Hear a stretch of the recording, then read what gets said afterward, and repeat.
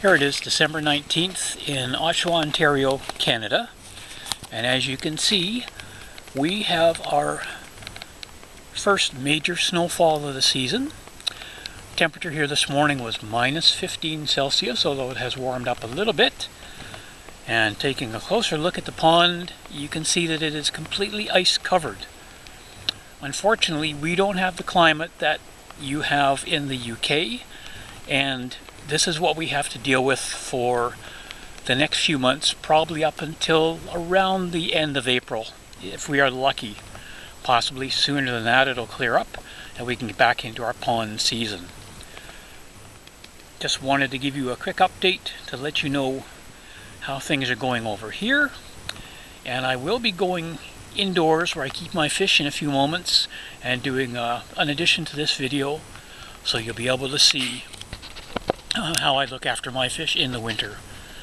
So stay tuned for some more information about the koi. Thank you. Video. As you saw at the beginning of the video, our winters are not the most hospitable to pond keeping here in Canada. Unfortunately, we don't have the same kind of temperatures that you have there in the UK, so we are at a bit of a disadvantage when it comes to looking after the koi. I personally bring mine indoors in the winter. This is a tank I have made. It's approximately 2,000 gallons and is serviced by a couple of DIY filters and a moving bed. I've just turned those off for the moment because it is rather noisy when things are running down here. Let me just get a little bit closer. You can see some of the fish, and I do apologize for the glare in the water. These are some of the koi.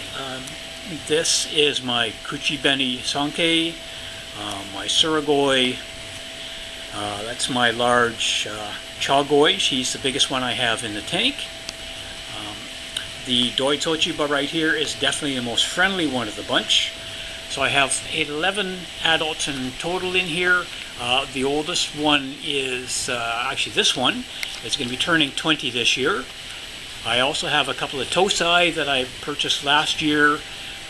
They're a little harder to spot because they are smaller, but they're kind of hanging in there for now.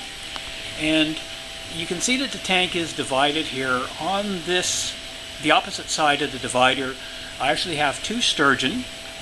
They're harder to see because they stay down at the bottom, of course, most of the time. I will get some underwater footage and provide that to you soon. Just wanted to give you an idea of how my koi are kept over the winter.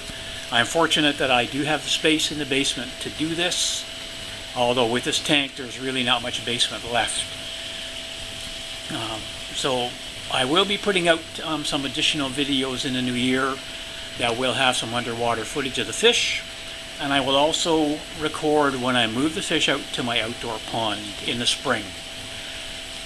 Hope you enjoyed this, and I will be including a little clip at the end of the video to show one of the reasons that I do bring them indoors, and it's not just cold related. Thank you. Due to the significant ice buildup on the ponds here in Canada, most pond keepers will use a floating heater or de-icer to keep an opening in the ice to allow the gases to exchange, carbon dioxide out, oxygen in. Unfortunately, that also leaves an opening for critters like this wild mink to get in, and they can quickly decimate a pond. That's what happened to a friend of mine before he captured this one. And that's another reason, in addition to the extremely cold water of 4 or 5 degrees Celsius, that I like to keep my fish indoors for the winter.